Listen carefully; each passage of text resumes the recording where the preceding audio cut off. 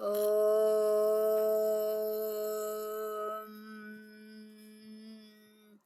గం గణపతయే నమః.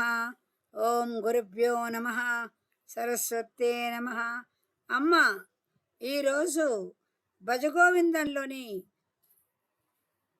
2వ శ్లోకాన్ని చెబుతున్నారు. భజగోవిందాన్ని శంకరాచార్యులు గారు ప్రపంచంలో జరిగే విషయాలన్నీ చూస్తూ ఆ శ్లోకాలని తన నోటి ద్వారా ప్రపంచానికి ఎన్నో విధమైనటువంటి వాక్యాలను అందించారు.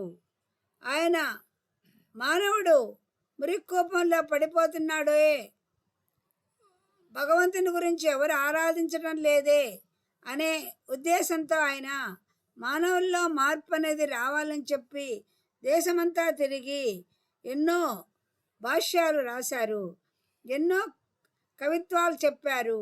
కానీ ఇప్పటికీ కూడా మనుషుల్లో ఏ విధమైన మార్పు లేదు. నాది నాది అని ఇంకా పాకులాడుతూనే ఉన్నారు. నళినీ దళగత మతిశయ తరళ నళినీ దళగత జలమతి తరళం తద్వజ్జీవిత మతిశయ చపలం విద్య వ్యాధి మానగ్రస్తో లోకం శోకం హతం సమస్తం. మనిషి తామరాకు మీద నీటి బిందువు ఏ విధంగా ఉంటుందో దాని యొక్క స్పర్శను కూడా తామరాకంతా అతికించుకోదు.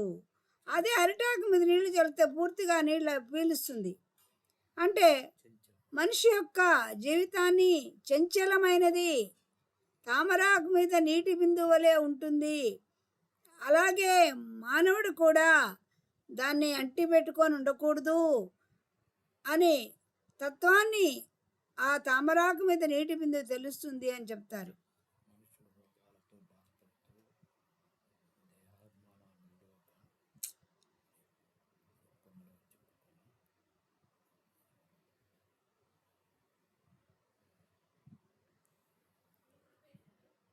మనిషి ఎల్లప్పుడూ భోగాలతోనే ఉండకుండా శరీరం అన్ని రోగాలతో కూడా ఉంటాడు. అటువంటప్పుడు దాని మీద వ్యామోహం ఎందుకు? సుఖం వచ్చినప్పుడు పొంగిపోవడం, దుఃఖం వచ్చినప్పుడు మరీ కుంగిపోవడం వద్దు. తటస్థంగా న్యూట్రల్గా ఉండండి. మీరు అప్పుడు మీకు సంతోషంగా ఉంటారు. భగవంతుడు అనే వాడిని నమ్మితే భగవంతుడి గురించి ఆరాధించండి. లేకపోయినప్పటికీ ఎక్కువగా నాది నాది అని పెట్టుకొని వ్యామోహంలో పడి నిరాశ నిస్పృహలతో ఉండొద్దు అని శంకరాచార్యులు గారు చెప్పారు. దీనికి మనము పక్క ఊరి నుంచి గ్రామంలో ఉన్నవాళ్ళము ఉద్యోగాలకని అమెరికాలకు, వేరే దేశాలకు, నగరాలకు జీవనానికై వస్తాము.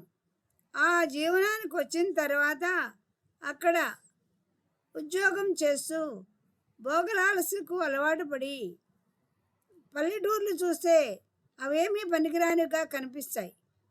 అలాగే ఏ అమెరికాలో, ఏ లండన్లో, కెనడాలో పోయామనుకోండి, మన దేశంలో ఉండేటటువంటి పేదరికాన్ని చూసి వాళ్ళకేదో నిస్పృహగా ఇక్కడ ఉండలేమన్నట్టు వెళ్ళిపోతారు. అంటే వాళ్ళు అక్కడ భోగలాలసకు అలవాటు పడ్డారు, సుఖానికి అలవాటు పడ్డారు. అక్కడ కష్టం కలిగినప్పుడు ఇక్కడ వద్దులే మన దేశానికే పోదామని పరిగెత్తి వస్తారు. అంటే ఎక్కడా స్థిరత్వాన్ని పొందలేనటువంటి బుద్ధిని కలిగి ఉంటారు. ఒక యజమాని ఉన్నాడు, మామిడి తోటను పెంచుకొని ఉన్నాడు. మామిడి తోటను పెంచుకున్నప్పుడు ఆ తోటను చూడడానికి అతని యొక్క స్నేహితులు పక్క గ్రామం నుంచి వస్తారు. అప్పుడు ఆ యజమాని ఆ తోటమాలిని చూపించి ఈ తోటలో ఉన్నటువంటి చెట్లను చూపించు, వివరించు అని చెప్పని పంపిస్తాడు. అప్పుడు ఆ తోటమాలి ఈ తోటంతా నాదే కదా.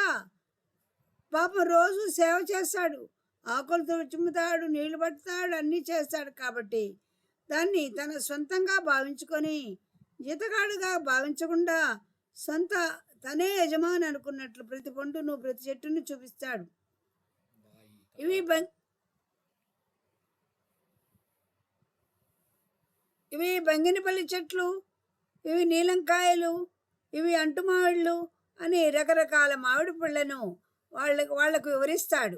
ఇలా చెప్పినప్పుడు అతడు ఏమనుకుంటాడంటే ఆ తోటకంతా తనే యజమాని అన్నట్లు అతడు ఊహించుకుంటాడు, భావించుకుంటాడు.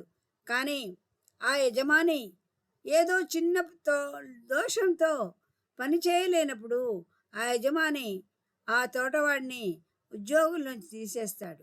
అప్పుడు ఆ తోటమాలి అక్కడ మామిడి చెక్కలతో చిన్న చెక్క పెట్టి చేసుకొని ఉంటాడు.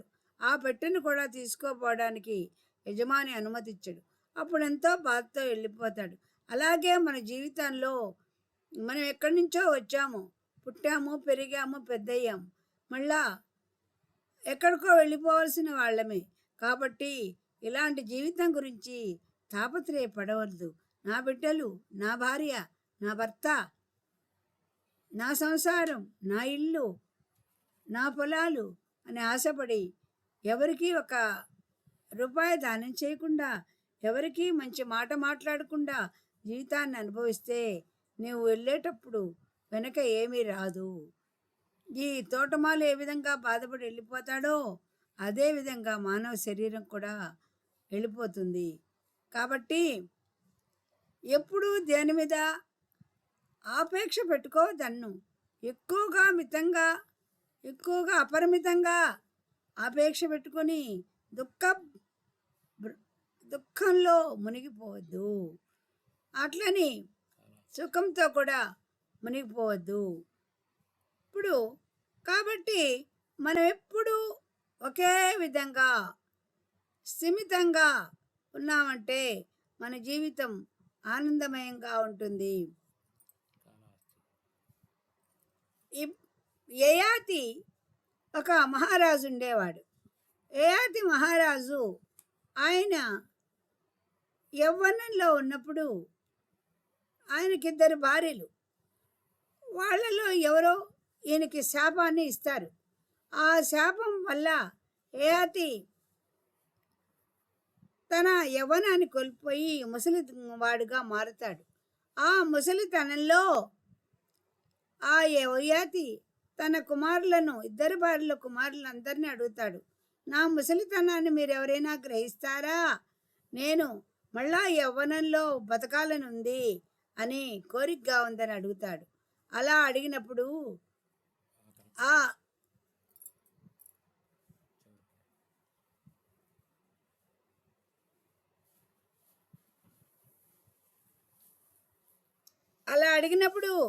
ఒక కుమారుడు, తండ్రి నేను మీ వార్ధక్యాన్ని గ్రహిస్తాను అని చెప్తాడు.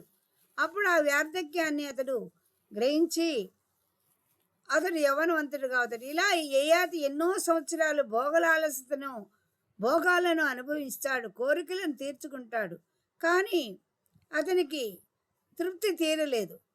అప్పుడు యయాతి ఎందుకు ఎన్ని సంవత్సరాలు ఇలా నేను ఉండేది ఎందుకు అని చెప్పి మళ్ళా కుమారుడిని అడిగి నా వార్ధక్యం నాకు ఇచ్చేయి అని చెప్పి ఆ కుమారుడు కృతజ్ఞత చెప్పుకొని అతని యొక్క యవ్వనాన్ని ఇచ్చేస్తాడు. అంటే ఈ కోరికలు అనేవి ఒకరోజు తీర్చుకుంటే తీరిపోవు. రోజు ఏదో కోరిక వస్తూనే ఉంటుంది, దానికోసం మనం పాకులాడుతూనే ఉంటాము. ఇలా జీవిత పర్యంతము ముసలితనంలో కూడా పాకులాడుతూనే ఉంటాము. ఈ పాకులాడకాన్ని తగ్గించుకొని మనం నిర్లిప్తంగా ఉన్నామంటే మనం జీవితాన్ని సంతోషంగా అనుభవించగలుగుతాము. అనుభవించడం అంటే తృప్తిగా ఉండగలుగుతాము. ఎప్పుడు మన మనసులో తృప్తి అనేది కలుగుతుందో అప్పుడు మనం సంతోషంగా ఉంటాము. దుర్జటి మహాకవి మానవ జీవితం గురించి నీళ్లు అలలు ఏ విధంగా పోతూ ఉంటాయో పైకి ఉప్పుకొని వస్తాయి, కిందకి వెళ్ళిపోతుంటాయి. ఈ విధంగా సముద్రంలో ఎలా ఉంటుందో అలాగే మానవుడి జీవితం కూడా సంతోషంగా ఒకసారి పైకి వస్తాం, మళ్ళీ తగ్గుతూ ఉంటాం, ఎక్కుతూ ఉంటాం. ఇది గ్రాఫ్ లాగా జరిగిపోతుందని చెప్తాడు. అలాగే రావి ఆకు పండిపోయిన తర్వాత ఆకు చెట్టు మీద ఉండకుండా కింద పడిపోతుంది. అలాగే మానవుడు పండుటాకులాగా కింద పడిపోతాడు. అలాగే మెరుపుటి అద్దాలలో అప్పుడప్పుడు మెరుపు కనబడితే ఎలా ఉంటుందో ఆ మెరుపుటి అద్దాల వలె ఉంటాడు అంటాడు. తర్వాత ఆకాశంలో అక్షరాలు కానీ రాస్తే అవన్నీ మనకు కనపడవు. అక్షరాలు ఆకాశంలో రాయగలమా? అవన్నీ కనబడతాయా? కనపడవు. ఆ నక్షత్రాలే మిణుకు మిణుకని కనబడతాయి. మన అక్షరాలు అక్కడ ఎట్లా కనపడతాయి? కనపడవు. అలాంటిదే జీవితం. గాలిలో దీపాన్ని కనిపెడితే అది రెప రెప రెప రెప రెప అంటూనే ఉంటుంది. అలాగే మన జీవితం కూడా ఒక వయసు అయిపోయిన తర్వాత అది ఎప్పుడు పోతుందో ఉంటుందో దానికోసం వెంపర్లాడొద్దు అని చెప్పాడు. ఏనుగు తన చెవులను ఎప్పుడు అంచులను టక్ టక్ టక్ అని కొట్టుకుంటుంది. ఎందుకంటే ఏ పురుగు తన చెవిలోకి పోకుండా ఉండాలని. అలా ఎంతసేపు దానికోసమే దాని జీవితాన్నంతా ఆ చెవిని ఉపయోగిస్తూనే ఉంటుంది. అట్లా జీవితం కూడా నీటి బుడగ వంటిదే. ఆకాశంలో మిడుగురు పురుగులు వెలుగుతాయి ఆరిపోతాయి, వెలుగుతాయి ఆరిపోతాయి. కాబట్టి మిడుగురు పురుగులు లాంటిదే మన జీవితం అని ఎంతో వ్యక్తం చేశాడు దుర్జటి. ఎండమావులు అక్కడ నీళ్లుండాయని గబగబా పరిగిస్తారు అడవుల్లో, ఎడారుల్లో. కానీ అక్కడ నీళ్లుండవు, మళ్ళా పోతారు. అలా పోతుంటారు. ఎండమావులు లాంటిదే జీవితం. కాబట్టి అలాంటి జీవితం కోసం మీరు తపన పడద్దు, తాపత్రయపడద్దు. వీళ్ళు నా వాళ్ళు ఈరోజు బాగా సంతోషంగా ధనం కానీ వస్తువులు కానీ తెస్తే, అబ్బా ఈరోజు మా నాన్న అన్నీ తెచ్చాడు, మా అమ్మ అన్నీ తెచ్చిందని సంతోషపడతాం. రేపు తేలేకపోతే వీళ్ళు దేనికి పనికిరారు, వేస్ట్ ఫెలోస్ అని అంటారు. కాబట్టి వాళ్ళు పొగిడినప్పుడు మీరు ఉబ్బిపోవద్దు, తెగిడినప్పుడు బాధపడద్దు. రెండింటిని సమభావంతో చూడగలిగితే మీ జీవితాన్ని మీరు సార్థక్యం చేసుకోగలరు.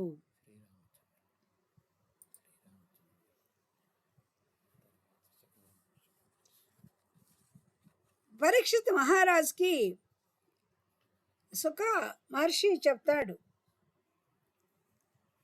జీవితం అంటే అన్నీ బాధలతోనే కూడుకుంటుందని చెప్పను, సంతోషంగా ఉంటుంది. భార్య, బిడ్డలు, పిల్లలు అందరూ సంతోషాన్ని ఇస్తారు. కానీ ఏదైనా కొంచెం పొరపాటు జరిగినా వాళ్ళందరూ వాళ్ళనే బాధపెడతారు. కాబట్టి ఆ సంసార తాపత్రయం ఉండడం మంచిది కాదని సుఖమహర్షి చెప్పారు. ఆయన యోగి, అంటే ఆయన సంసార లంపటంలో ఆయన చేరుకోలేదు. ఈ విధంగా మనిషి యొక్క జీవితాన్ని గురించి రకరకాల వాళ్ళు రకరకాలుగా చెప్పారు. అంటే మనిషి సంతోషంగా ఉండండి, కానీ తాపత్రయం అయిపడి బాధపడిపోయి కుంగి నశించవద్దు. మనం పుట్టినప్పుడు ఎలా స్వచ్ఛంగా పసిబిడ్డ నవ్వువలే ఉన్నామో అలాగే మరణించేంత వరకు కూడా ప్రశాంత చిత్తంతో స్వచ్ఛమైన నవ్వుతోనే గడుపుదాం. ఎందుకంటే ఈ తాపత్రయాల్లో పడ్డామంటే మనం ఎప్పుడు సంకుచితంగా కూడా మారిపోతాం. కాబట్టి సంకుచిత మనస్తత్వం లేని వాళ్ళు ఇలా ఎల్లప్పుడూ పసిబాబు చిరునవ్వులే మరణించేంత వరకు ఉండడానికి ప్రయత్నించండి.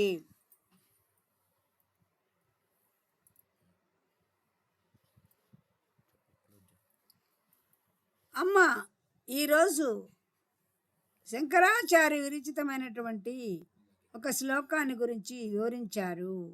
మీరందరూ ఇది విని సబ్స్క్రైబ్ చేసుకోగలరని ఆశిస్తున్నాను.